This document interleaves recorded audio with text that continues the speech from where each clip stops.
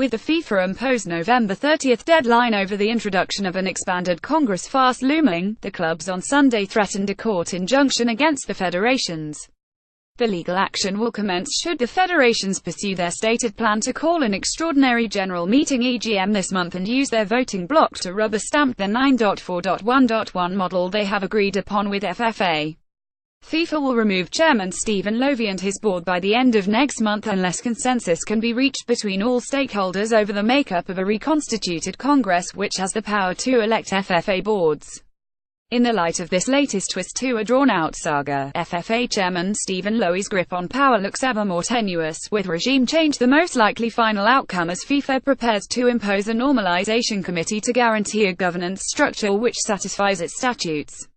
The clubs, at the vanguard of change along with the PFA, put the federations on notice after one stake president told the World Game last week of the plan for an EGM to force through the 9.4.1.1 model, which would leave the states with outright voting power and a 60% share of the numbers.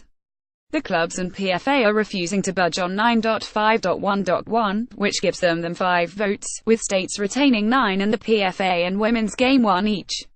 In a letter from Adelaide United boss and chairman of the Australian Professional Football Clubs Association, Greg Griffin, to ACT president and federations figurehead Mark O'Neill, made it clear Griffin believed Lowy was seeking to manipulate the federations, who have already reneged twice on previous accords with the clubs.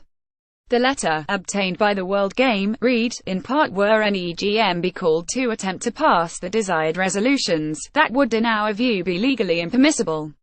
It continued the federations and FFA have made it abundantly clear to all the parties that they will collectively refuse to pass any congressional reform that gives the federations less than 60% of the voting power in the Electoral College, as doing so means that the federations can no longer absolutely dictate who is to be elected to the board of FFA.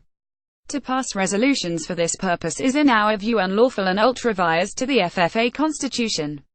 We will not stand back and permit that to occur. The clubs will exercise their clear legal rights to apply for injunctive relief to prevent the holding of any EGM which has as its purpose the passing of resolutions designed to frustrate the will of FIFA and the AFC.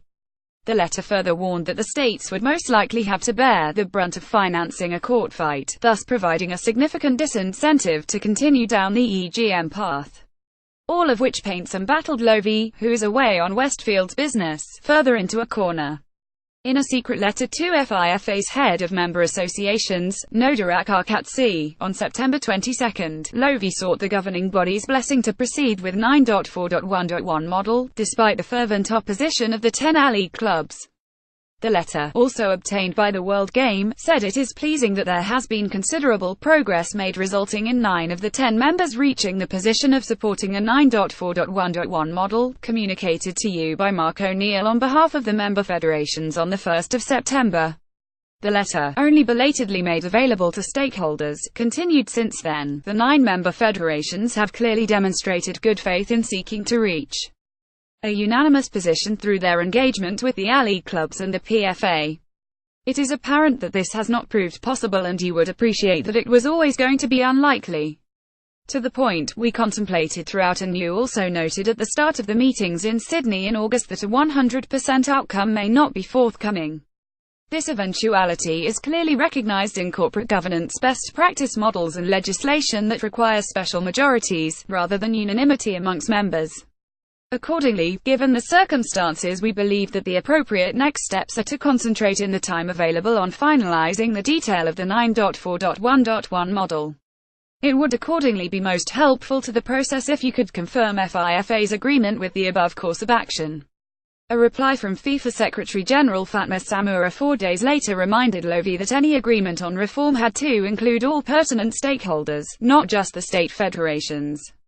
That letter stated FIFA and AFC reiterate that the responsibility to reach agreement on a consensual membership model lies with the FFA and the stakeholders' member federations, A-League clubs and PFA. However, we remain hopeful that a consensual agreement can be finally reached in the interest of Australian football. We therefore encourage the FFA and all stakeholders to make a dedicated effort in bridging the remaining gaps, in order to proceed, as soon as possible, with the adoption of the expanded membership model.